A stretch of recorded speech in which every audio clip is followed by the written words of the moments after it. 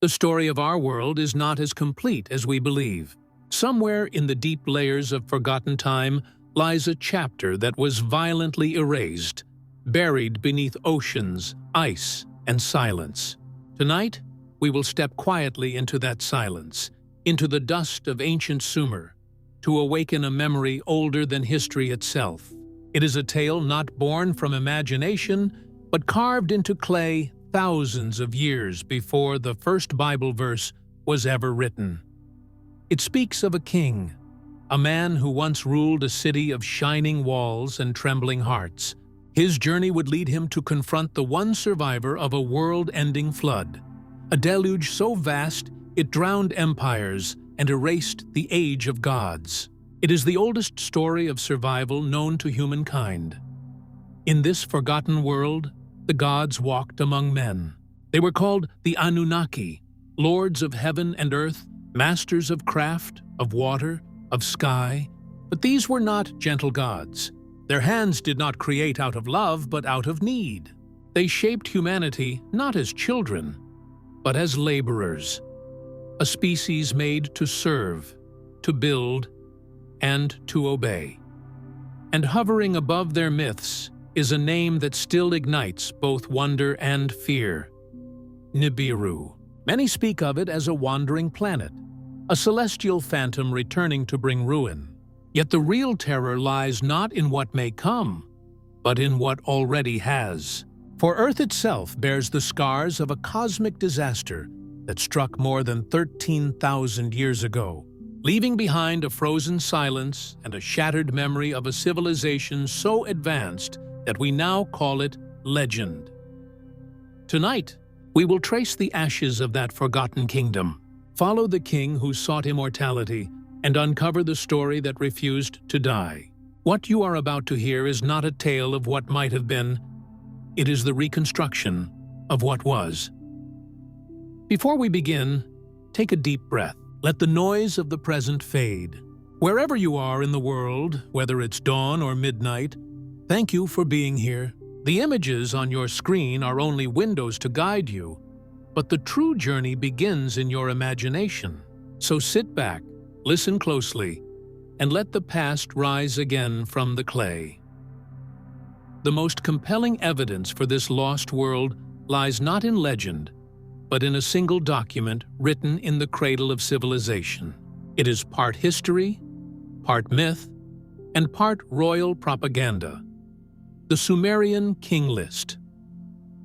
These tablets of clay, unearthed from the ruins of ancient cities across today's Iraq, hold a continuous record of rulers stretching back to what the scribes called the dawn of kingship. Each generation of scribes added their own rulers to the list, connecting their reigns to a line so ancient it reached beyond the memory of floods and fire. To the Sumerians, history was not a beginning. It was an inheritance. What makes this record astonishing is its indifference to reality as we know it. It lists rulers who supposedly reigned for tens of thousands of years before the great flood that reshaped the world. And then, after that flood, the king's reigns become shorter, more believable, gradually merging myth into history.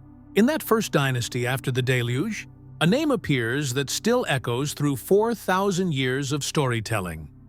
Gilgamesh. The list claims he ruled Uruk for 126 years, an impossible lifespan by human standards, yet a fraction of the 2,800 years said to belong to his mythic predecessors.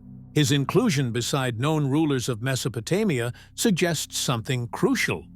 To the people of his time, Gilgamesh was not just a story. He was a king. Archaeologists later uncovered a second piece of proof, a record known as the Tumul inscription. This clay chronicle describes how various kings contributed to rebuilding a temple of the goddess Ninlil in the sacred city of Nippur. Among the names carved into its lines are Gilgamesh and his son Ur-Nungal, credited with restoring part of the temple complex. This was not poetry or legend. It was an account of construction, a royal ledger. It tied a living ruler to a real city, a real act, and a real people. To find such a link is like discovering a Roman ledger signed by Julius Caesar himself. It anchors the mythic king to administrative reality, a man who financed temples, managed labor, and ruled over citizens whose lives depended on his orders. Smaller artifacts confirm this picture.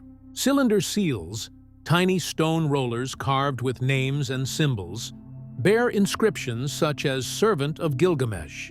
They were signatures pressed into clay, the ancient equivalent of a royal stamp, proof of a functioning court, with officials loyal to a king. Even centuries after his death, ordinary people began naming their children after him, a gesture of devotion, much like modern families naming children Christian or Alexander. But the greatest monument to Gilgamesh is not a tablet or a name. It is the city itself. Uruk, his kingdom, was more than a city. It was humanity's first experiment in civilization. Set along the fertile banks of the Euphrates in what is now southern Iraq, Uruk was enormous, spreading more than 6 square kilometers and home to as many as 80,000 souls. At its height, it was the largest city on Earth, a living hive of artisans, traders, and priests. Its heartbeat echoed with the rhythm of clay tablets, the scratch of reed styluses, and the murmur of workers who built the walls that would make their king immortal. It was here, around 3200 BCE, that humanity first began to write. What started as simple pictographs to count barley and beer grew into cuneiform, the wedge-shaped script that would preserve laws, prayers, and poetry for thousands of years. The world's first written words were not lofty verses.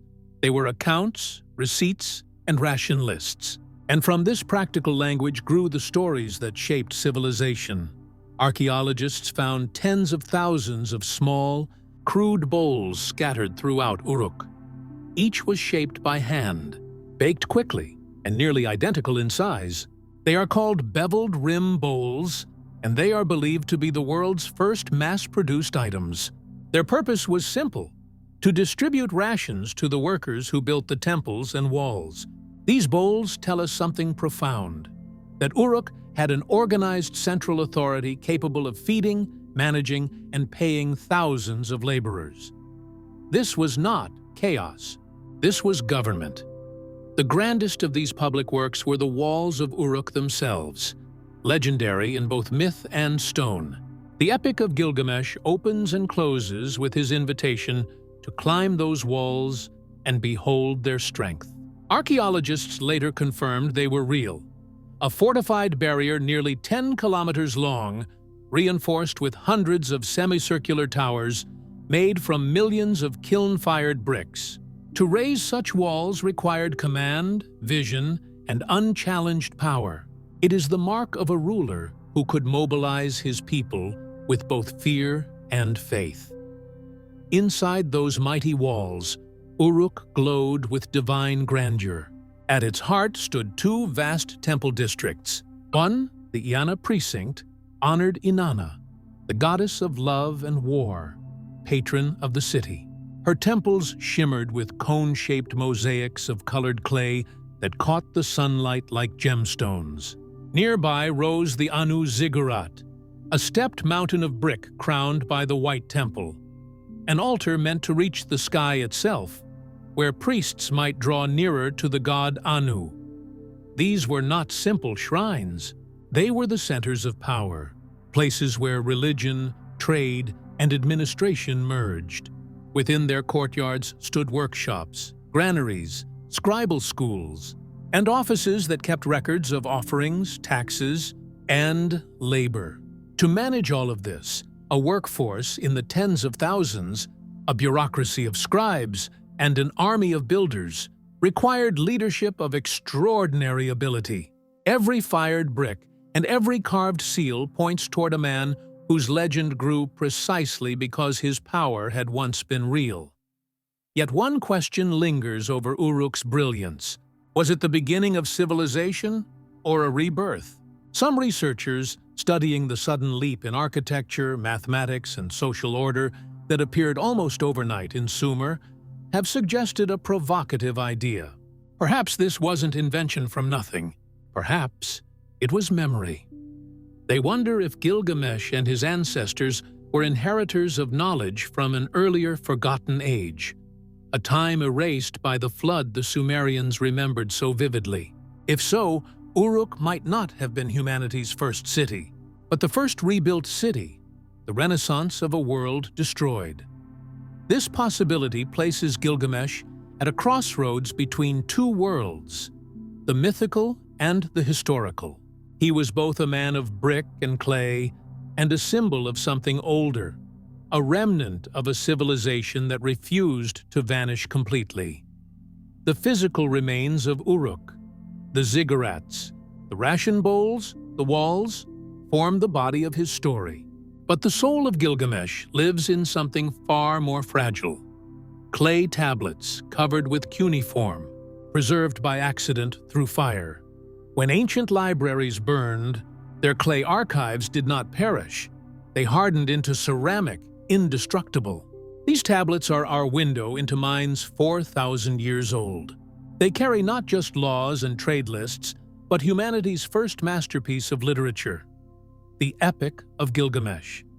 It is not a book bound in paper, but a mosaic of wedge-shaped marks pressed into hundreds of tablets, scattered across time. The story survived precisely because the buildings that housed it collapsed and burned. Their flames turned soft clay into stone, sealing the words forever. This is how the voice of Gilgamesh endured when empires fell and languages died. It is, quite literally, a story risen from the ashes. For centuries, the epic was forgotten, its tablets buried beneath Nineveh, the last capital of the Assyrian kings. In the 19th century, archaeologists shipped thousands of broken fragments to the British Museum, where they lay, unrecognized, until a self-taught scholar named George Smith began piecing them together by hand. In 1872, he read words that made the entire world tremble. They spoke of a divine flood, a man who built a great boat, of birds sent to seek dry land. It was the story of Noah, only 1,000 years older than the Bible. When Smith announced his discovery, the audience, including Britain's Prime Minister, sat stunned. For the first time, history and scripture collided, revealing that the oldest story humanity ever told, the tale of the flood, of loss, and of survival, had been preserved not in holy text, but in clay. The rediscovery of Gilgamesh was not just an archaeological triumph, it was the resurrection of memory itself, the return of a voice that had spoken before history began.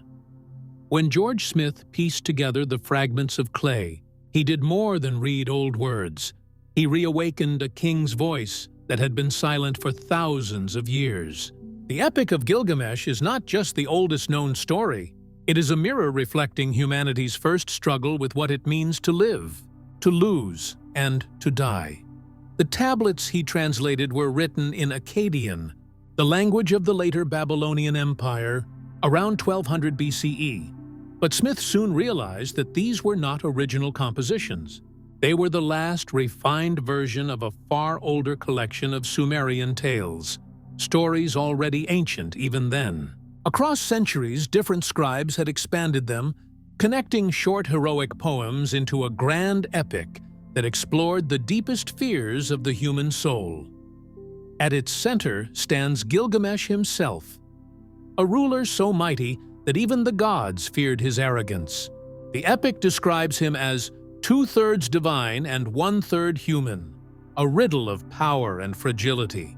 His divine mother, the goddess Ninsun, gave him wisdom, strength, and beauty. But his mortal father left him with one fatal flaw: mortality.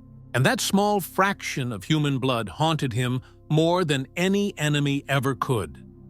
When the story begins, Gilgamesh is no hero. He is a tyrant.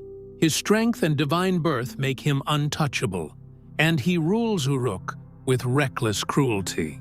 He takes sons from fathers for forced labor, young brides from their husbands, and uses his power for pleasure and pride. The people of Uruk, exhausted by his arrogance, cry out to the gods for relief. Their prayer is answered not with fire or plague, but with balance. The goddess Aruru, in her wisdom, shapes a rival for Gilgamesh out of clay. She molds a wild man named Enkidu, a being of pure nature, hair-covered, untamed, living among the animals and drinking from the rivers. Enkidu is humanity before civilization, strong, innocent, and free. One day, hunters spot him.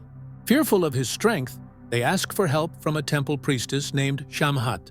She is sent to tame the wild man, not through violence, but through knowledge, language, and love. For 6 days and 7 nights, she teaches him what it means to be human. When Enkidu rises, he is changed. The animals flee from him. He has crossed a line that can never be uncrossed. He now belongs to the world of men. When word of this powerful stranger reaches Gilgamesh, the king's pride is ignited.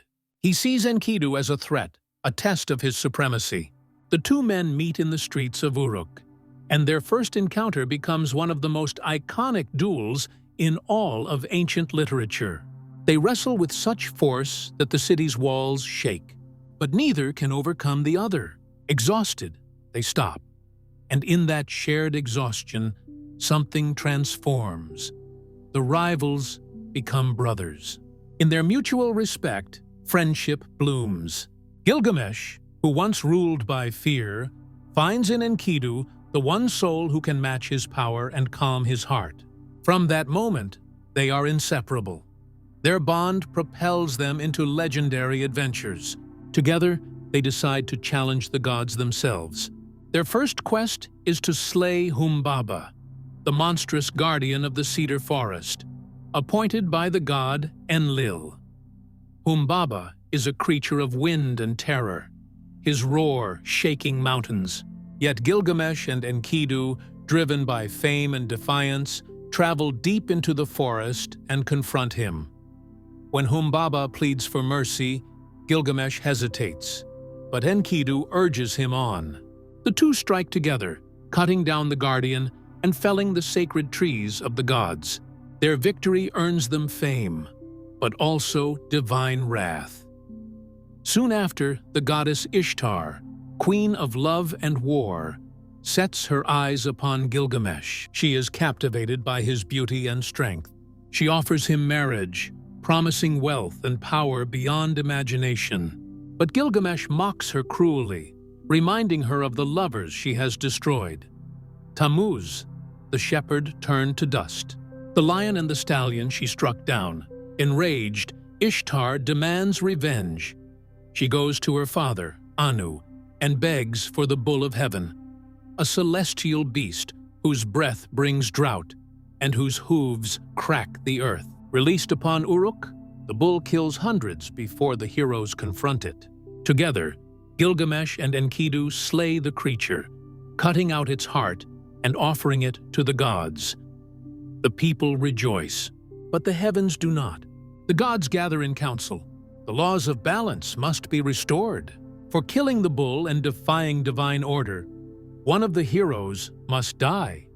They choose Enkidu. His punishment does not come in battle or glory. It comes quietly, as sickness. His body weakens. His dreams turn to nightmares. He curses the hunter who found him, the priestess who civilized him, and finally, himself. Gilgamesh stays by his side, powerless to stop the slow fading of his only friend. The mighty king who once feared nothing now trembles. He watches as Enkidu, his equal and his brother, breathes his last and turns to clay. The loss shatters him. For the first time, Gilgamesh feels the terror that comes for all mortals, the knowledge that one day he too will die. His heart becomes a storm of grief and fear. He wanders the wilderness, dressed in animal skins, his hair wild, his eyes hollow. "When I die," he cries, "shall I not be like Enkidu?" His sorrow becomes obsession. If death took Enkidu, then Gilgamesh will find a way to escape it. And So begins the second half of the epic, a desperate journey not for glory, but for immortality. He hears of one man who survived the Great Flood, the only mortal granted eternal life by the gods. His name is Utnapishtim. Gilgamesh decides to find him, to demand the secret that could save him from death.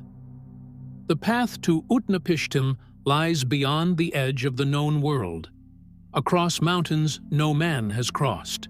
He travels until he reaches the twin peaks of Mashu, the gates of the rising and setting sun. The mountain's guardians, scorpion men with faces of fire, challenge him. Yet, when they see the divine light in his eyes, they let him pass. He must cross a tunnel of absolute darkness, the path the sun itself travels through the underworld at night. For 12 double hours he runs, breathless and blind, through the black void until he bursts out into a garden of light. Before him lies a world beyond human imagination. Trees hung with gems instead of fruit, vines dripping with lapis lazuli, and rivers reflecting the colors of dawn. It is paradise, and yet it offers him no rest. At the edge of this realm, he meets Siduri, the goddess of brewing and wisdom, who tends a tavern by the sea. When she sees Gilgamesh, filthy, scarred, and trembling, she mistakes him for a madman. He tells her of his quest to find eternal life, and she looks at him with pity. Her words are gentle but firm. "Gilgamesh, where are you wandering? You will never find the life you seek. When the gods made man, they kept immortality for themselves. So fill your belly with good things. Dance, sing, and love. Let your garments be clean. Cherish the child who holds your hand, and let your wife delight in your embrace." That is the fate of humankind. It is one of the oldest and most beautiful lessons ever written, that joy and love, not immortality, are what make life meaningful. But Gilgamesh cannot accept it. He turns away and continues his journey, crossing the waters of death, a sea so toxic that a single touch means instant destruction. To ferry him across, he finds Urshanabi, the boatman of Utnapishtim. In his rage and exhaustion, Gilgamesh destroys the sacred tools needed for the voyage. So he cuts down 300 long poles, using each one only once to push himself closer to the far shore, never letting the deadly water touch his skin. Finally, he reaches the land beyond the world. There, sitting by a hut, is a man who looks utterly ordinary. No halo, no divine glow. This is Utnapishtim, the faraway, the immortal survivor of the flood. Gilgamesh, astonished, kneels before him and pours out his story, his grief, his fear, his endless search. Utnapishtim listens, then answers not with a secret formula or a spell, but with a story. It is the oldest version of the Great Flood, the tale that would later echo in the story of Noah. Long ago, he says, the gods decided to destroy humanity. The reason is lost. Perhaps mankind had become too loud, disturbing the gods' rest. Only one deity, Ea, known as Enki in Sumerian, pitied mankind. Bound by oath not to warn them directly, he whispered his message to the walls of Utnapishtim's reed hut. "Wall, listen. Tear down your house and build a boat. Abandon your riches, seek life. Take aboard the seed of every living thing." Utnapishtim obeyed. He built a massive cube-shaped ark, sealed with pitch, loaded with family, craftsmen, and animals. When the rains came, they fell for 6 days and 7 nights. Even the gods were terrified by the storm they had unleashed. When it ended, the world was silent. Everything had turned to clay. The boat came to rest upon a mountain. Utnapishtim sent out a dove. It returned. A swallow. It returned. But the raven found land and did not come back. The flood was over. Humanity was gone. The flood was over. Humanity was gone. When Utnapishtim offered a sacrifice to the gods, they gathered around the scent like starving insects. Enlil, the storm god, was furious that anyone had survived.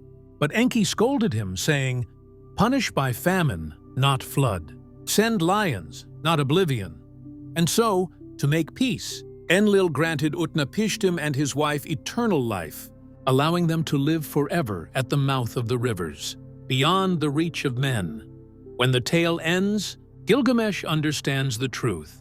Immortality cannot be earned. It was a gift given once, and never again.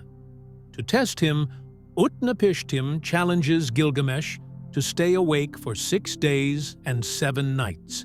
But the king, worn and broken, falls asleep at once. Utnapishtim's wife bakes a loaf of bread for each day he sleeps. When Gilgamesh awakens, he sees the 7 loaves, each one more stale than the last, and realizes his failure. Still, the old man takes pity. He reveals one last secret. Deep beneath the sea grows a plant that restores youth. Gilgamesh dives into the waters, ties stones to his feet, and retrieves it. But on his journey home, he stops to bathe.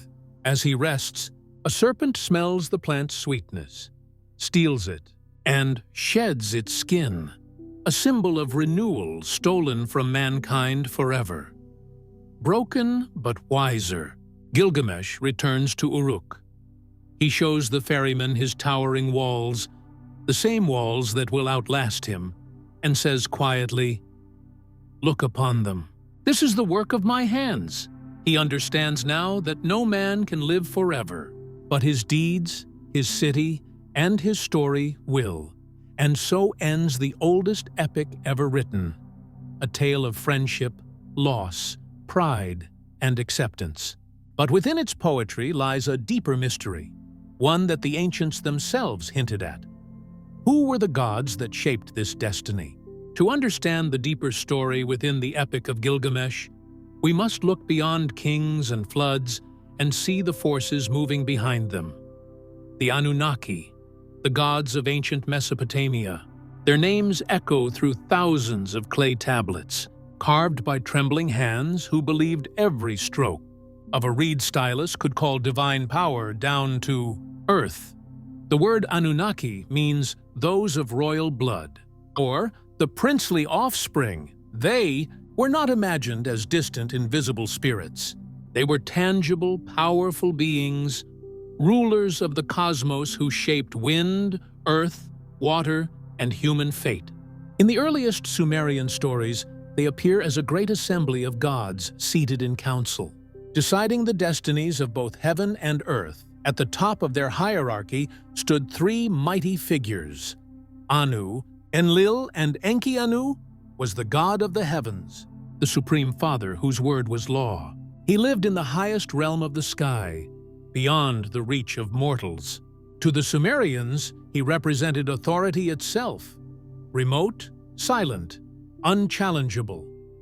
Enlil, the second, ruled the air, the wind, and the earth. He was the executor of Anu's will, a stern and sometimes cruel enforcer. He governed storms and justice, and his temple in Nippur was the heart of Sumer's religious world. It was Enlil who, according to the ancient flood story, decided to wipe out humankind when their noise and restlessness disturbed the gods' peace. Then came Enki, also known as E in Akkadian, the god of water, wisdom, and creation. He was clever, compassionate, and unpredictable, often finding ways to save humanity from Enlil's wrath. It was Enki who warned Utnapishtim of the coming flood, whispering through the walls of his hut to help mankind survive.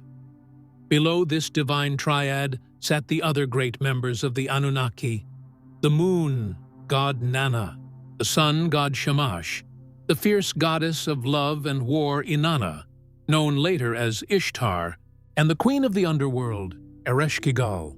Each god had temples, priests, and cities dedicated to them, forming a web of divine politics and rivalry that mirrored the empires of men. But the relationship between gods and mortals in Mesopotamia was not one of love and protection. It was a system of control. The gods required offerings, food, wine, incense, and sacrifice, not as symbols, but as sustenance.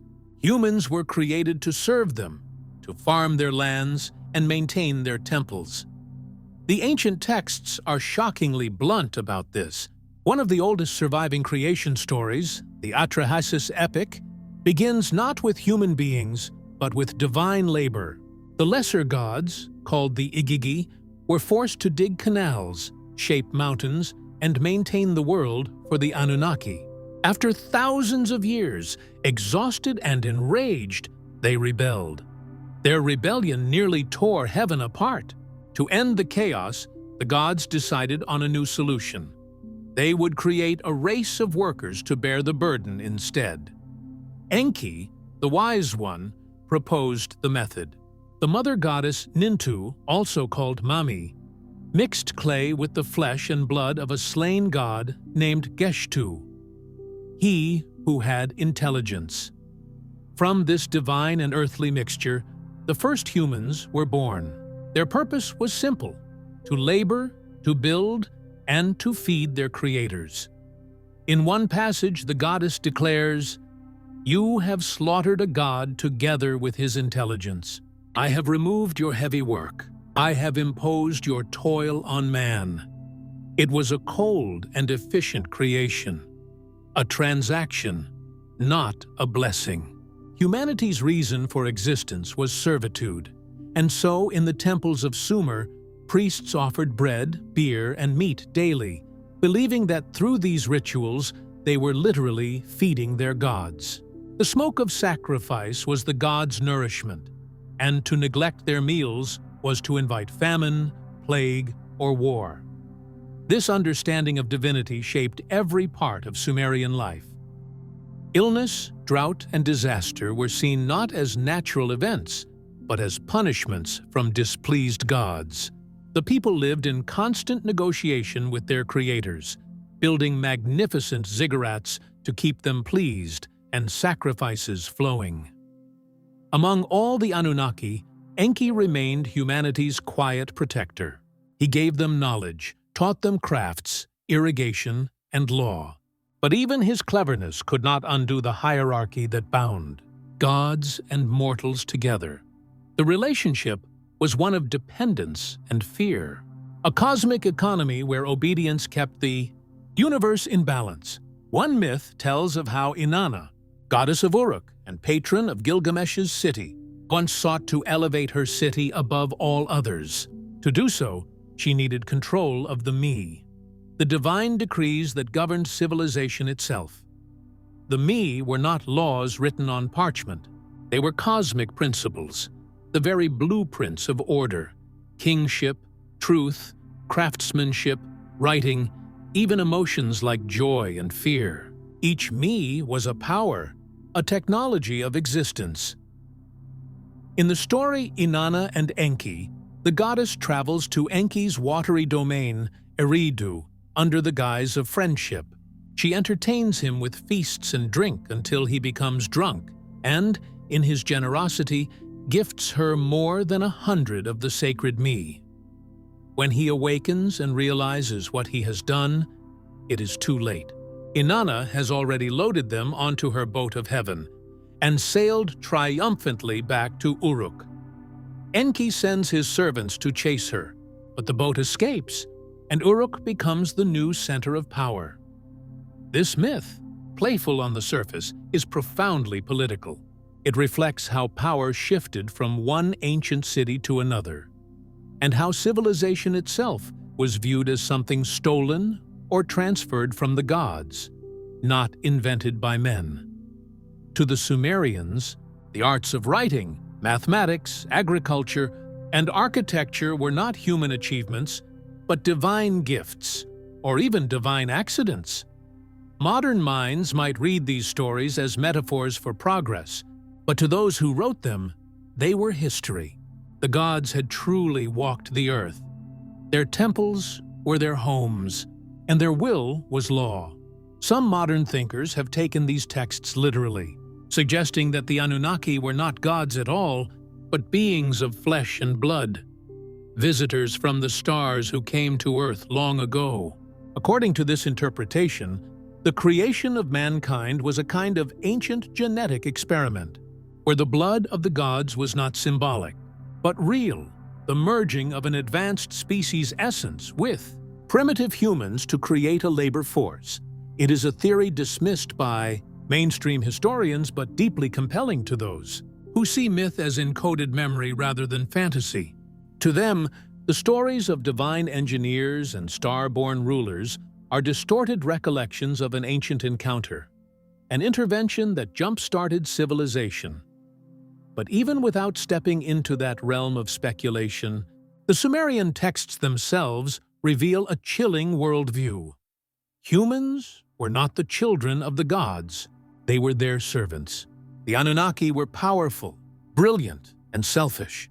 They punished disobedience and rewarded loyalty, using floods, famine, and fire to enforce their rule. The flood story in Gilgamesh becomes clearer through this lens. It was not an act of divine justice, but of control. A decision by the gods to reset their creation when it grew too noisy and independent. Humanity's survival came not from divine mercy, but from a single act of rebellion. Enki's secret warning. Through that act, knowledge endured, and with knowledge came defiance. This tension between creator and creation runs through all of Mesopotamian mythology, a silent struggle that mirrors our own story as a species, the longing to understand where we came from, and the fear that we might not like the answer. When Gilgamesh sought the gods' secret of eternal life, he was not just a king defying death. He was a man defying the order of the universe. His failure was inevitable. The Anunnaki kept immortality for themselves. Yet the legacy of that defiance is written in every human act of creation, in every temple, poem, and question that challenges the heavens. The myths of Sumer tell us that the gods created humanity to labor, but in doing so, they also gave us the one thing they could never control: curiosity. Curiosity.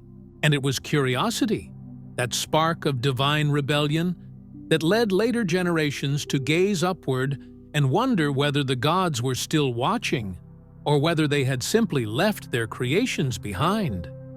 That question leads us to the next mystery, the celestial body they linked to divine power itself. Nibiru. To the ancient scribes, it was not a mythic world of doom, but the pivot point of the cosmos, the symbol of balance between order and chaos. Over millennia, its meaning would twist, until in modern times it became the centerpiece of one of humanity's most haunting obsessions, a planet of return, a destroyer on the edge of the solar system. But in its earliest form, Nibiru was far more profound, not a harbinger of death, but the key to understanding how the ancients mapped heaven and time itself. To the people of ancient Mesopotamia, the heavens were not silent. Every flicker of a star, every movement of the planets was seen as a message from the gods. They believed the sky was a living map, a divine calendar written in light, and at the very center of this celestial order was a single word: Nibiru. Today, the name is tangled in theories of mystery planets and coming disasters, but its true origin lies in the clay tablets of Babylon, written thousands of years ago. To those ancient astronomer priests, Nibiru did not mean destroyer or wandering world. It meant crossing, a point of transition, a bridge in the sky. In their language, Nibiru described a crossing place where paths met, where heaven and earth, light and darkness, day and night exchanged power. It was not the name of one planet, but a position, a marker of divine order. The most important record that mentions Nibiru comes from the Enuma Elish, the Babylonian creation epic, one of the oldest and most profound cosmological texts ever written. It tells the story of Marduk, a young god who rises to power after defeating Tiamat, the monstrous sea dragon of chaos. When Marduk slays Tiamat, he splits her body into two halves, one forming the heavens and the other the earth. From this act of violence, the universe is born, and as his reward, Marduk is crowned king of the gods. He takes command of the heavens and arranges the stars into their proper places. He sets up constellations as signposts, organizes the calendar, and establishes Nibiru as the fixed point of balance, the gate that keeps the cosmos from falling back into chaos. The text reads, "He established the station of Nibiru to determine the paths of the celestial bodies, so that none should err or go astray." In other words, Nibiru was the anchor of the sky, the point by which the Babylonians measured time, order, and destiny. To them, Nibiru represented Marduk himself, the divine force that held the universe steady. It was both a place and a presence, a point of cosmic alignment and the living will that maintained it. So what was it in physical terms? The ancient texts give us clues, but not a single clear answer. Some scholars believe that Nibiru referred to Jupiter, the brightest and most dominant planet in the night sky. Its slow, steady path made it the perfect symbol for Marduk's rule. Majestic, powerful, and consistent. Others think it referred to Mercury, a planet also linked to Marduk in later traditions because of its swift movements and recurring appearances near the sun. There are even references connecting Nibiru to the North Star, the point around which all the heavens seem to turn, the ultimate crossing of heaven and earth. Whatever its identity, the concept of Nibiru reveals something extraordinary about Mesopotamian thought. Thousands of years before modern science, they understood that the movements of the stars followed precise patterns. They saw the heavens as a vast machine, one that could be measured, predicted, and perhaps even influenced through ritual and observation. Their astronomers, who were also priests, carefully charted the paths of planets and stars using mathematical tablets known as mulpin. They divided the sky into zones, tracking the solstices, eclipses, and conjunctions with astonishing accuracy. To them, Nibiru was the pivot of this great mechanism, the celestial supervisor that ensured balance. Its role was not to destroy, but to guide. In that ancient worldview, chaos was always near. Floods, droughts, eclipses, all were signs that order could collapse at any moment. Nibiru stood for the power that kept it all together. It was the reminder that the universe had rules and that even the gods were bound by them. Over time, however, meanings change. As centuries passed, empires fell, languages evolved, and memories blurred. The precise astronomical meaning of Nibiru was forgotten, buried beneath the dust of ages. But the name survived, passed from priest to scholar, from scholar to mystic, until it became a whisper of something vast and hidden.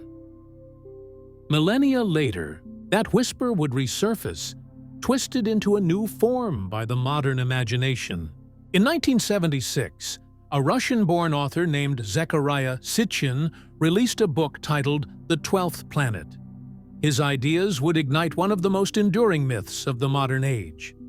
Sitchin was fluent in Hebrew and fascinated by the Old Testament. He taught himself to read Sumerian cuneiform and believed that ancient texts held literal historical truth, that myths were not symbolic, but records of real events. In his interpretation, Nibiru was not a fixed point in the sky, but a hidden planet, an enormous world orbiting the sun in a long, elliptical path. According to Sitchin, this mysterious 12th planet, counting the sun and moon as celestial, bodies swung close to Earth every 3,600 years, its approach bringing both knowledge and catastrophe. Sitchin argued that the beings described as the Anunnaki were not gods at all, but visitors from this distant world, technologically advanced explorers who came to Earth seeking resources, especially gold. In his retelling, the story of human creation became a kind of cosmic experiment. He claimed that the Anunnaki, faced with the burden of mining the earth for precious metals, genetically engineered early humans to serve them.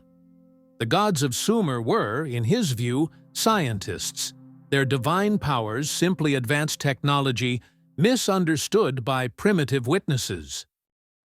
He pointed to ancient seals showing what appeared to be a solar system, inscriptions that mentioned fiery chariots and flying gods, and myths describing the gods' descent from the heavens. For Sitchin, all these were evidence of an ancient alien contact. His theory was bold, captivating, and impossible to verify. Mainstream scholars rejected it, arguing that his translations stretched the meaning of words and that his astronomical claims had no scientific basis. But outside the halls of academia, his ideas took root. They offered an irresistible story that humanity's creators were not distant spirits, but physical beings whose return might still be due. The myth of Nibiru had been reborn. By the late 20th century, it had merged with another powerful idea: the fear of a hidden planet, sometimes called Planet X, lurking at the edge of our solar system. Each new astronomical discovery, a distant comet, an unexplained orbit, a faint object beyond Neptune, was woven into the narrative. Soon, books, documentaries, and television shows began connecting Sitchin's Nibiru with doomsday predictions. The once sacred crossing of the heavens became a celestial executioner, a rogue planet destined to one day return and wipe humanity clean, just as the flood had done before. In the ancient world, Nibiru represented stability, the point that ensured the sun, moon, and stars moved in harmony. But in the modern imagination, it became the opposite: chaos itself, a destroyer on the horizon. It is strange how easily human fear transforms symbols. What was once the balance of the cosmos became its undoing. Yet even in Sitchin's speculative version, the idea carries a strange symmetry. The ancients saw Nibiru as a bridge between realms, a crossing point between the known and unknown. Sitchin's Nibiru, though modernized, served the same function: a bridge between myth and science, between heaven and earth, between gods and men. In both visions, Nibiru reminds us of our longing to connect our small world with the vastness of the universe, to believe that our story is not confined to this one planet. But as our telescopes reached deeper into space, science began to find its own evidence of past destruction, not from alien planets, but from comets and asteroids that have repeatedly scarred our world. The ancient fear of cosmic judgment may have had a foundation after all, though not as the Sumerians or Sitchin imagined. The Earth itself carries the memory of catastrophe, of impacts that burned the sky, shook the seas, and erased entire species. Some scientists now believe one of those events happened roughly 13,000 years ago. Just as many ancient flood legends describe, that disaster left behind a planetary scar, a moment when the heavens truly crossed paths with Earth in fire. Perhaps the ancients remembered this, not through science, but through story. Perhaps the myths of floods, gods, and heavenly punishment are fragments of memory, the human attempt to explain the unthinkable. And so, when they spoke of Nibiru, the crossing point between worlds, maybe they were not entirely wrong, because sometimes the heavens really do cross our path. While Zecharia Sitchin's idea of Nibiru as a wandering planet captured the modern imagination, scientists began uncovering evidence of something far more tangible and far more terrifying. They found signs that the Earth itself had already endured a cosmic disaster, one so violent that it reshaped the planet and may have erased an entire chapter of human civilization. This catastrophe, now known as the Younger Dryas Impact Event, happened around 12,800 years ago.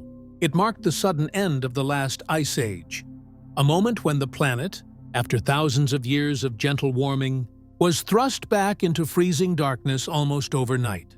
For millennia, glaciers had been retreating, rivers swelling, and the world growing lush again. But then, without warning, the temperature in parts of the northern hemisphere dropped by as much as 15 degrees Celsius in less than a decade. Crops died, animals vanished, and the climate spiraled into chaos for 1,200 years before recovering. For decades, scientists argued about what caused it. Volcanic eruptions? Oceanic shifts? A sudden release of meltwater? Then, slowly, the clues began to point upward, to the sky. Across 4 continents, geologists discovered a thin, dark layer of sediment buried beneath the soil. They called it the black mat. Within it lay microscopic diamonds, high levels of iridium and platinum, melted glass, and tiny magnetic beads, all markers of a massive impact. These materials form only under the heat and pressure of explosions, far beyond anything human technology could create.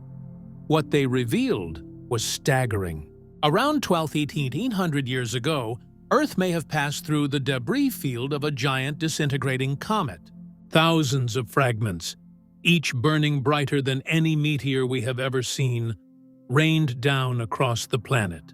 They detonated in the atmosphere and on the ground with the force of countless nuclear weapons. The result was apocalyptic. Entire forests ignited, shock waves flattened plains, soot and ash filled the skies, blocking sunlight and plunging the planet into a long, cold night. Ice sheets melted in an instant, unleashing torrents of water that carved canyons and drowned coastlines.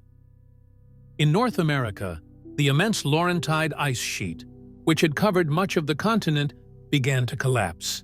Meltwater surged into the Atlantic, disrupting the ocean currents that carried warmth northward. The Earth's climate engine faltered, and winter returned. It was an age of extinction. Mammoths, mastodons, saber-toothed cats, and giant ground sloths disappeared forever. Human cultures, too, seemed to vanish. The Clovis people, hunter-gatherers whose tools had spread across North America, suddenly disappeared from the archaeological record. The black mat became their grave marker. Beneath it, the bones of Ice Age animals lie preserved. Above it, the world is empty. And so the question arose, did humanity witness this? Did our ancestors see the sky burn? If they did, they could never have forgotten it. But without the language of science, how could they describe it? Perhaps they told their children stories of fire that fell from heaven, of floods that drowned the world, of gods who punished mankind.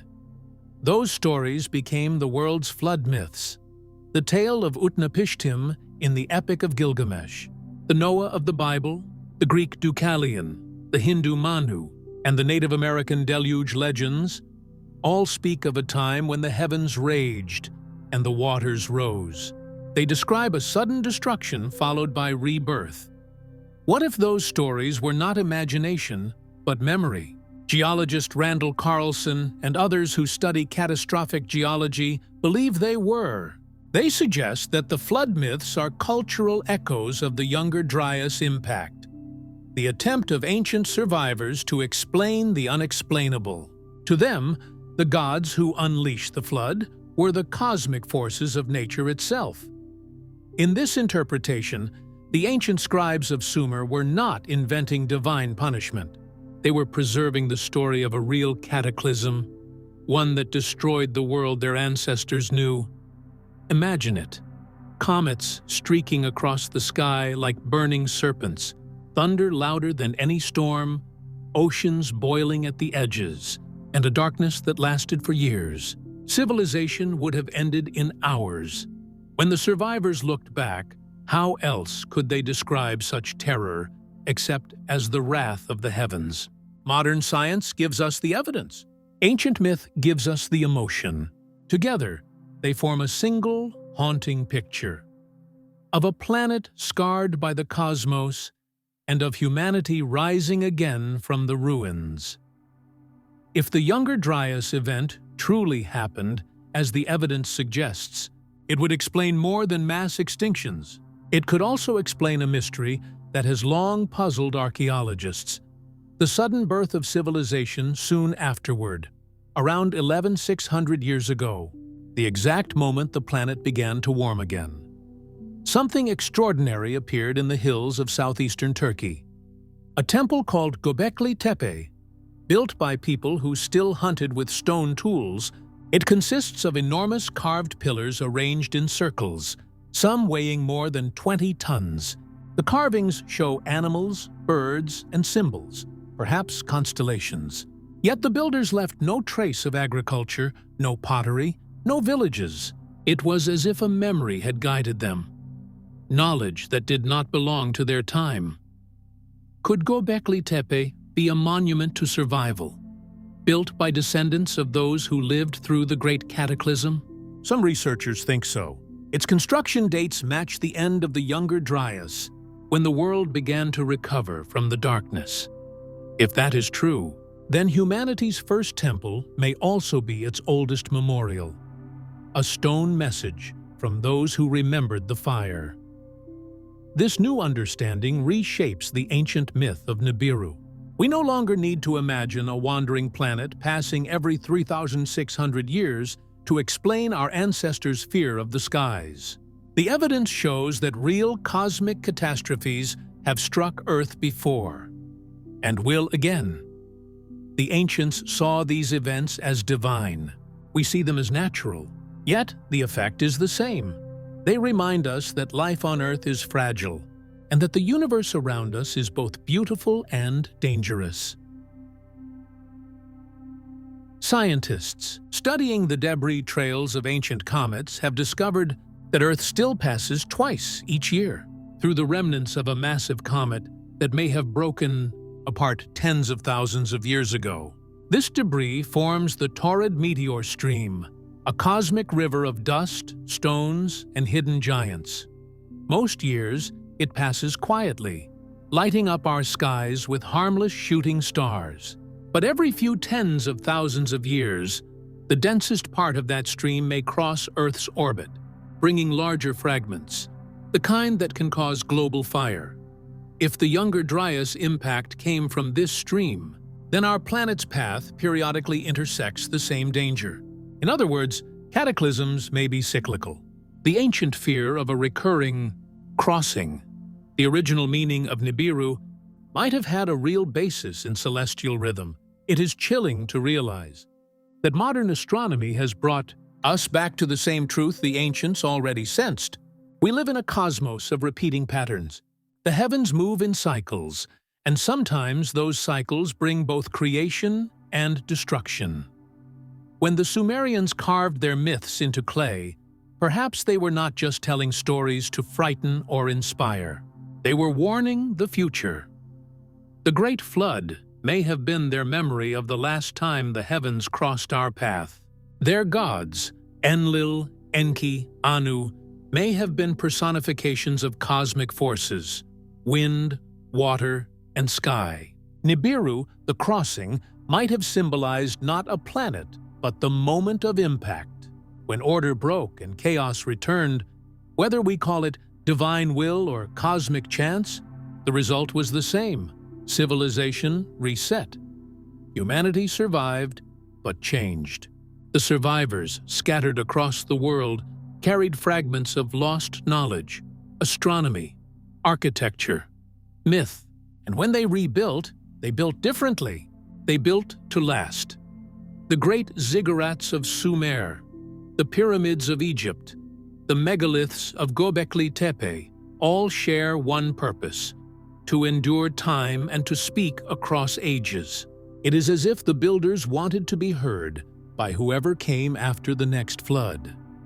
In that light, the story of the Anunnaki takes on new meaning. Maybe the gods were never literal visitors from another planet. but survivors of a vanished world. Teachers who remembered what the rest of humanity had forgotten. They appeared divine because their knowledge was greater, their tools more advanced, their memories longer, and so the myths of gods creating men could have been the opposite. Humans rebuilding under the guidance of the few who still remembered the age before the fire. Whatever the truth, one lesson echoes through all of it. The heavens have crossed our path before, and will again. The ancients called it the hand of the gods. We call it celestial mechanics, but in the end, it may be the same story. A reminder that beneath the calm of our blue skies, the universe is still moving, still waiting, still capable of rewriting everything in a single night. Rewriting everything in a single night. By the dawn of the 21st century, the ancient fears that once haunted Sumerian temples had found new life in the digital age. Humanity, for all its technology, still looked to the skies with both wonder and unease. We had learned the language of comets and asteroids, of orbits and physics, but the old fear of a cosmic reckoning never truly died. It only changed shape. It began quietly, as myths often do. In 1976, Zecharia Sitchin's The 12th Planet introduced millions of readers to the idea that a hidden world, Nibiru, followed a vast, looping orbit around the Sun, returning every 3,600 years to disrupt life on Earth. For decades, this idea simmered on the fringes of popular culture. But then, the calendar of an ancient civilization gave it fuel. The Mayan long count calendar, carved into stone thousands of years ago, ended a major cycle on December 21st, 2012. To scholars, it was simply the close of one calendar round and the beginning of another, like our New Year's Day. But to others, it became the perfect date for apocalypse. Suddenly, Sitchin's Nibiru theory merged with Mayan prophecy. The two ancient legacies fused into one of the most widespread modern myths in history: the 2012 Doomsday Prediction. According to the believers, Nibiru, an unseen planet far larger than Earth, was on its way. When it crossed into our solar system, they claimed, its immense gravity would tear the world apart. Oceans would rise, volcanoes would awaken, and Earth's poles would shift overnight. Some predicted a direct collision. Others imagined a near miss that would still trigger catastrophic earthquakes and storms. A few believed Nibiru carried its own civilization, the Anunnaki, returning to watch or reclaim their lost creation. The story spread like wildfire.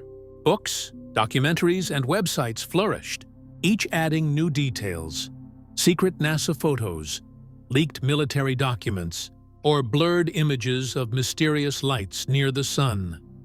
YouTube videos showed lens flares as proof of the planet's approach. Even ordinary comets, like Comet Elenin, were rebranded online as Nibiru in disguise. For millions, the myth became real. People built shelters, stocked food, and fled cities. Others waited in silence, staring at the night sky, expecting to see the first fiery sign. The fear grew so large that scientists were forced to respond. Normally, space agencies like NASA ignore pseudoscience, believing it better not to dignify false claims. But by 2011, the panic had become global. Thousands of messages poured in, emails from terrified parents, and letters from children asking if the world was truly ending. NASA broke its silence. They created a public page explaining why no such planet could exist. Senior astronomer David Morrison held live Q&A sessions, calmly answering desperate questions. He explained that a planet large enough to destroy Earth could not be hidden.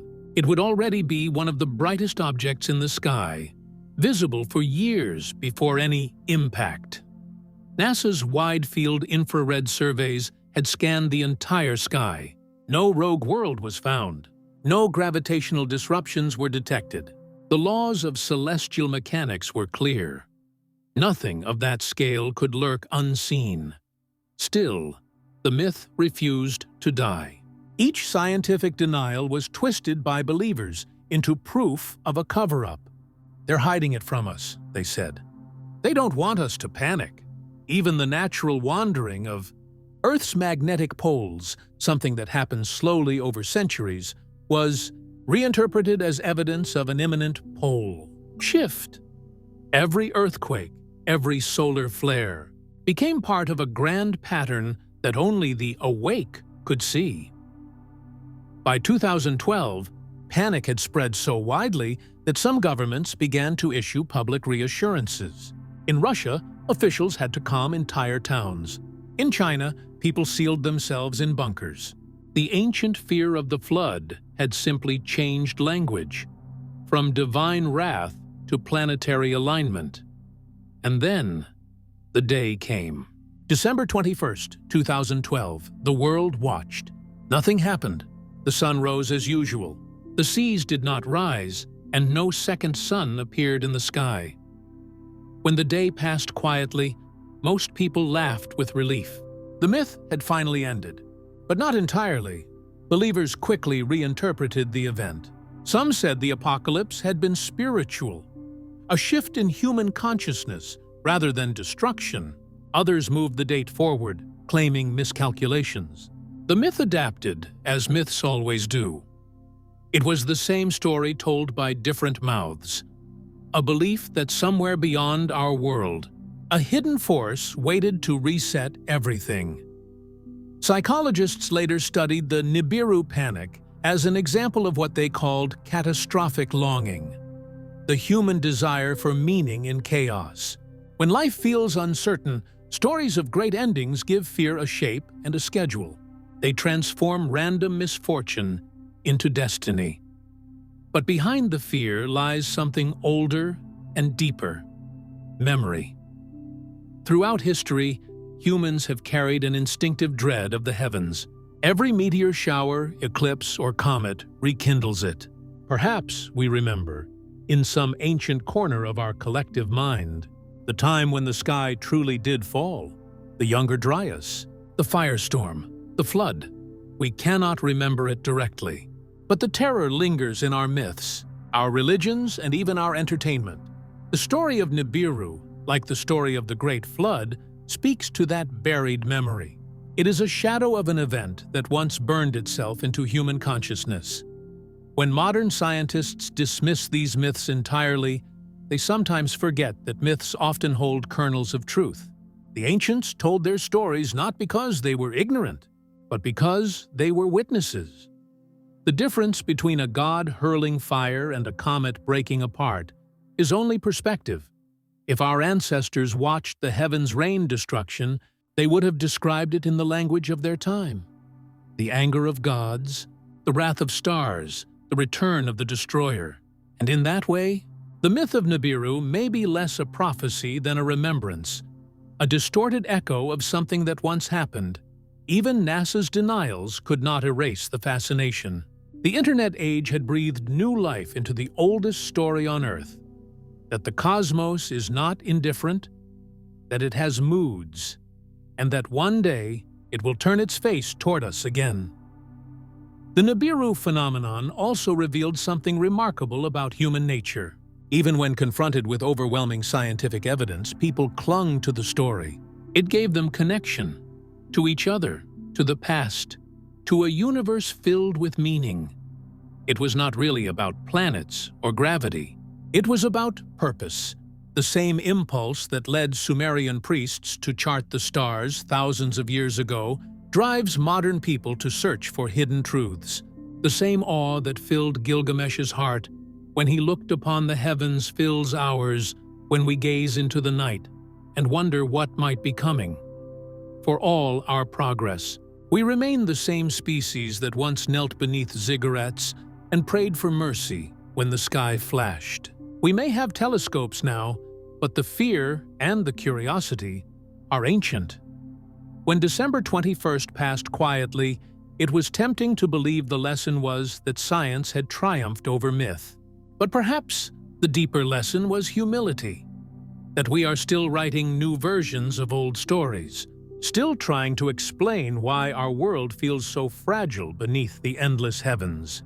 Maybe the ancients were not entirely wrong to believe that the universe is alive. In their eyes, Nibiru was not an object, it was a symbol, the crossing between destruction and rebirth, between ignorance and knowledge, between the mortal and the divine. The same symbol lives on today in different forms. In our fear of asteroids, our fascination with extinction, our belief that something greater waits beyond the stars. The myth of Nibiru, born from Sumerian clay and reborn through the modern screen, continues to remind us of our oldest truth, that humanity has always looked upward, searching for both danger and destiny. We may no longer fear that a planet will collide with Earth.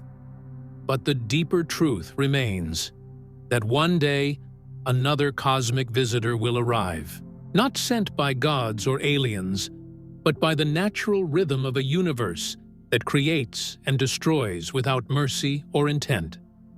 And when that day comes, when the sky burns again, perhaps our descendants will tell stories too, of gods and planets, of wrath and renewal, and carve them into whatever survives, just as the Sumerians once did.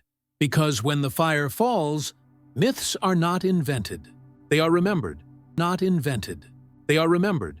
When the world quieted after the ice and fire, something extraordinary began to happen. The glaciers receded, the floods drained, and out of the silence came the first cities, the first kings, and the first written words. Civilization seemed to appear almost overnight, as if someone had lit a torch in the darkness of the new world. For thousands of years, humanity had lived as scattered tribes, hunters, and gatherers. Yet around 10,000 BCE, great changes unfolded almost everywhere at once. People began to farm, build temples, and carve massive stones they could not possibly have moved with primitive tools. To archaeologists, it was the birth of civilization. But to those who look deeper, it feels more like a rebirth. What if the first cities were not the beginning, but the restart, the return of knowledge that had once been lost to the flood? Evidence of this possibility lies in a pattern that repeats across continents. In Sumer, Egypt, India, Mesoamerica, and even the Andes, the same themes appear. Gods descending from the sky, teaching humans how to build, plant, write, and rule. In Sumer, they were the Anunnaki. In Egypt, they were the Neteru. In Central America, the feathered serpent, Quetzalcoatl. In the Andes, Viracocha, a tall, bearded man said to have brought law and architecture before vanishing across the sea. These stories, separated by oceans and millennia, tell of teachers who came from the sky or across the waters after a great cataclysm. They taught people to measure the stars, raise temples, and live under laws. Then, mysteriously, they left, promising to return one day. To dismiss all of these stories as coincidence would be easy. Yet the similarities are too strong to ignore. The Sumerians said that after the Great Flood, kingship was lowered from heaven once again. Civilization, in their words, was restored. The first kings after the flood ruled not by invention, but by inheritance, claiming authority passed down from the gods. Their names appear on the Sumerian king list, separated from the pre-flood rulers by the line that reads, "Then the flood swept over the land." When order returned, the kings of the New World built their cities with remarkable precision, as if guided by older knowledge. In Egypt, the sudden appearance of monumental architecture still puzzles scholars. The pyramids of Giza were built with perfect astronomical alignment, their sides almost exactly facing the cardinal directions. Beneath their surface lies geometry that anticipates modern mathematics. Likewise, the temple complex of Göbekli Tepe, older than any city and long before Sumer or Egypt, shows advanced design and planning. Some of its carved pillars seem to align with constellations as they appeared around 10,000 BCE, the very time the Ice Age ended. Who taught people living with stone tools to carve 20-ton monoliths and align them with the stars? Mainstream archaeology explains this as a leap of collective intelligence, the sudden flowering of symbolic thought. But the ancients themselves said otherwise. They claimed to have been taught. Perhaps the truth lies somewhere between. It may not have been gods from the heavens, but survivors of a lost, older culture, people who carried the memory of the world before the flood. Imagine them, remnants of an advanced coastal civilization, scattered by rising seas, their cities swallowed by water. They wander the ruined earth, teaching the survivors what they remember: how to build, how to plant, how to read the stars. To those who listen, they appear godlike. To those who record the stories centuries later, they become the gods themselves. The idea of a vanished high civilization was once dismissed as fantasy. But today, as underwater archaeologists explore ancient shorelines now buried beneath hundreds of feet of ocean, evidence is beginning to emerge. Beneath the waves off the coast of India lies the Gulf of Khambat, where sonar scans have revealed the outlines of massive stone structures, straight roads, walls, and foundations. Samples pulled from the site suggest it could date back nearly 9,000 years, long before any known city. In the Caribbean, off the coast of Cuba, divers have photographed symmetrical stone formations that resemble pyramids and plazas, sitting nearly 700 meters below the surface. And in Japan's Yonaguni Monument, near Okinawa, enormous terraces and steps cut into solid rock lie submerged, their edges too precise to be the work of nature alone. Each discovery hints at a time when the sea levels were far lower, a time before the Great Melt, when entire civilizations could have flourished along coasts that are now ocean floors. Geologists confirm that between 12,000 and 8,000 BCE, the oceans rose more than 120 meters. Nearly every ancient shoreline vanished beneath the waves. If a civilization had existed there, it would now be invisible to history. Perhaps this is why the flood myths sound so universal. Every culture remembers the same trauma, the moment the world drowned. The Sumerians said it was the anger of Enlil. The Hebrews said it was God's judgment. The Greeks said Zeus sent the storm. But the cause may have been nature itself, or something from beyond Earth's skies. The survivors would have seen their mountains turn into islands and their homes into seabeds. To them, the flood would have been not just a disaster, but the end of an age. And yet, the stories they left us carry more than fear. They also carry gratitude. Each myth tells of one or a few who survived, chosen, wise, or lucky enough to rebuild. The same story that terrified also inspired the promise that even when the world ends, it can begin again. This pattern of destruction and rebirth became the heartbeat of ancient religion. Civilizations rose believing they lived in the second world, or the third or the fourth, after earlier ones had fallen. The Maya, for example, said our current age was the fifth sun, the fifth world to rise after the last had been destroyed by water. The Sumerians, too, saw history as cyclical. Each king list begins anew. Each flood wipes the slate clean, and each new age inherits fragments of the old. Perhaps this is why their myths speak of gods who descended and ascended, not from literal heavens, but from a previous world, one now lost beneath time. If so, then the Anunnaki may represent not celestial beings from another planet, but the last memory of an earlier humanity, one that reached great heights before being brought low by a cosmic disaster. Their return to the stars might simply be a poetic way of saying they vanished from this world, drowned, forgotten, and remembered only through the names carved in clay. But memory has power. Even broken fragments of it can shape civilizations. The descendants of those survivors built Uruk and Memphis, Corral and Teotihuacan. They raised monuments that aligned with the stars because the stars were their inheritance, the clock by which they once measured safety and disaster. And in those temples and ziggurats, they recorded not only their prayers, but their warnings. "Beware the crossing of the heavens," some tablets whisper. "For when the balance is lost, the flood returns." To the modern reader, these lines sound mystical, but they may have been literal. If the heavens once brought fire and water, then watching the stars was not religion. It was survival. Astronomy was born from fear. It was the attempt to predict the return of chaos. And so, the legacy of the lost world lived on, encoded in myth, ritual, and architecture. We still build our cities along the same lines, in grids aligned to the cardinal directions, measuring time by celestial motion. Even now, our science follows the path they began. The first astronomers of Sumer watched the skies for signs of returning destruction. We send telescopes into orbit for the same reason, to know what is coming. The difference is only in tools, not in purpose. Our ancestors built their warnings into myth. We build ours into data, but both speak of the same truth.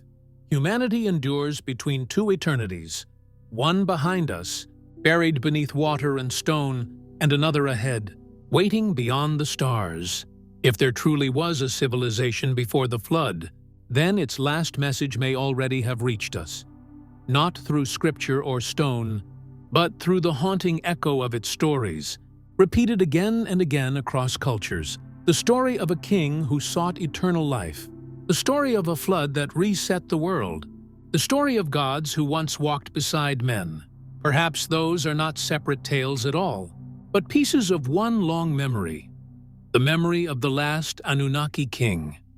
And perhaps, buried somewhere beneath layers of earth and ocean, his city still sleeps, its towers of stone waiting to rise again into the light. The story of humanity does not end with the flood. It begins there. From the mud and ashes of that drowned world, our ancestors rose again. They tilled new soil, rebuilt lost cities, and rewrote memory. Yet, through every stone and inscription, they carried a quiet grief. Something had been forgotten, a greatness erased. The Sumerians never called themselves the first. In their own words, they were the inheritors.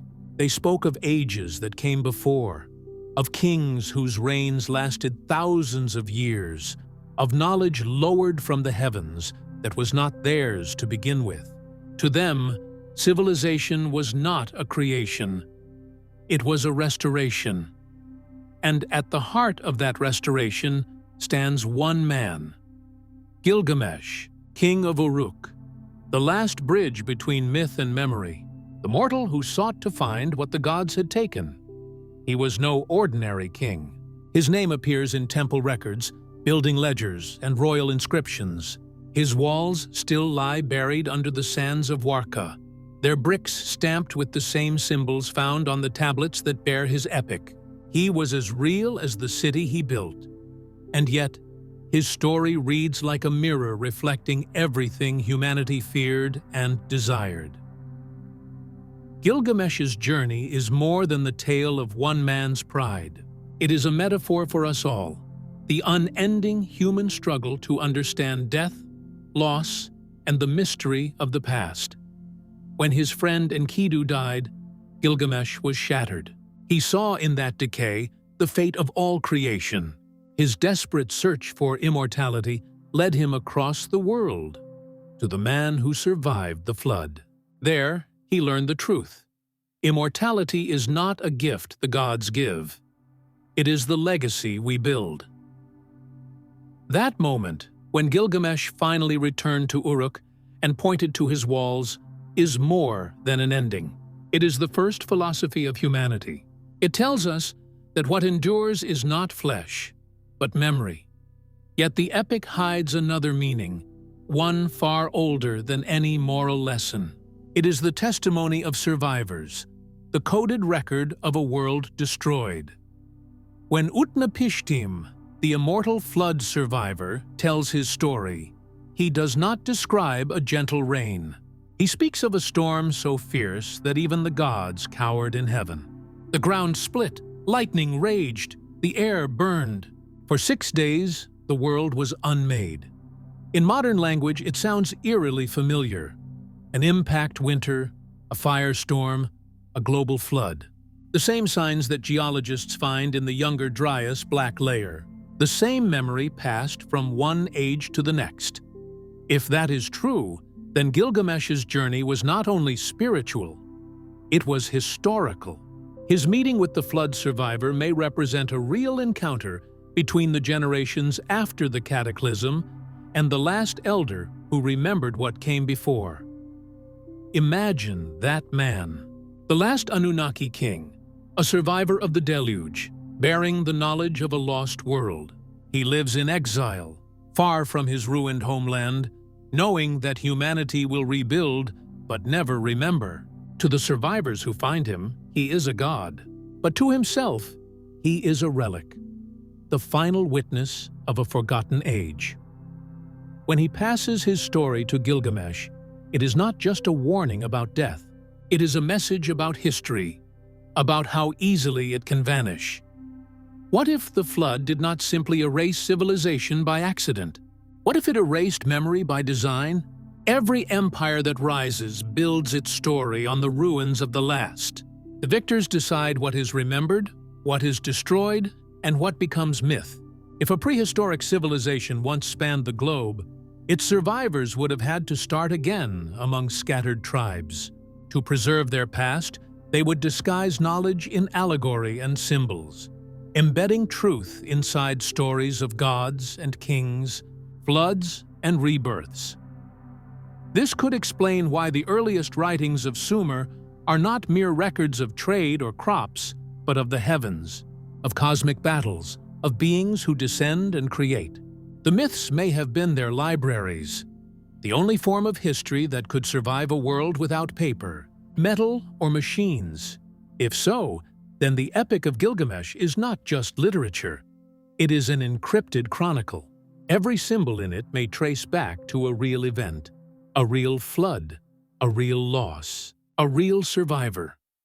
The Anunnaki, the gods who once ruled and vanished, could be the memory of that last generation of pre-flood leaders, scientists, and builders, people whose knowledge seemed divine compared to those who came after.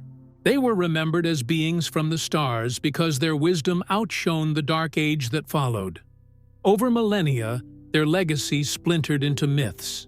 The tablets of destiny became sacred artifacts in legend, perhaps once records of technology or astronomy. The divine decrees of Enki and Enlil may have been memories of law or science. What we call religion may have begun as memory, and what we call myth may have begun as history. If the flood reset humanity, it also preserved something powerful: the hunger to remember. From that hunger grew writing, art, astronomy, and story itself. Civilization is, in many ways, our collective attempt to recover what was lost. That is why the first act of every culture is to build upward. Towers, ziggurats, pyramids, to reach the heavens, to regain what fell away. Each civilization, in its own way, tries to become the next Uruk, to rebuild the walls of Gilgamesh, to defy the flood once more. But even as we build, the cycle continues. History rises and falls like tides. Empires collapse, knowledge fades, and the world forgets again. Perhaps that is the true meaning of Nibiru, the crossing, not a planet, but the moment between creation and destruction, order and chaos. Each time humanity crosses that line, the cycle begins anew. And maybe, just maybe, the ancients were trying to warn us, not of a physical planet hurtling through space, but of the inevitable rhythm of collapse that comes when knowledge is lost and arrogance returns. In that sense, the story of Gilgamesh is not ancient at all. It is timeless. He represents every generation that reaches too far. every civilization that believes itself immortal, and every ruler who must one day face the flood. Even today, we live in the shadow of that same pattern. Our world glitters with technology and power, yet beneath it lies the same fragility. A single impact, a single eruption, or a single failure of memory, and the flood could come again. Perhaps that is why the story still haunts us, because we recognize ourselves in it, because deep down, we sense that we too are standing on the edge of the crossing. Thousands of years ago, Gilgamesh looked upon his city and realized that no wall, no monument, and no king could last forever. But he also understood something deeper, that even when the flood comes, humanity endures through story. And that is why we still speak his name. Through him, the last king of the old world still lives. The memory of a civilization erased still whispers. The gods who once walked among men still cast their shadows through time. The flood may have wiped the slate clean, but it could not drown the truth completely. Somewhere in our myths, in our blood, and in the stones beneath our feet, the memory remains. Perhaps one day, when the sea gives back its secrets, we will finally see the ruins of that lost world, the temples beneath the waves, the buried cities, the libraries of stone. Then, the story of the last Anunnaki king will no longer be myth. It will be history. Until then, we remain what we have always been, the children of survivors, the builders of memory, and the dreamers of a forgotten dawn. So the tale comes full circle, from the flood that ended the old world to the king who sought to remember it, from the myths carved in clay to the questions we still ask beneath the same stars. And perhaps that is the true immortality Gilgamesh found. Not to live forever, but to be remembered, as long as there are humans to tell his story. Because as long as we remember, the flood never truly wins. Flood never truly wins.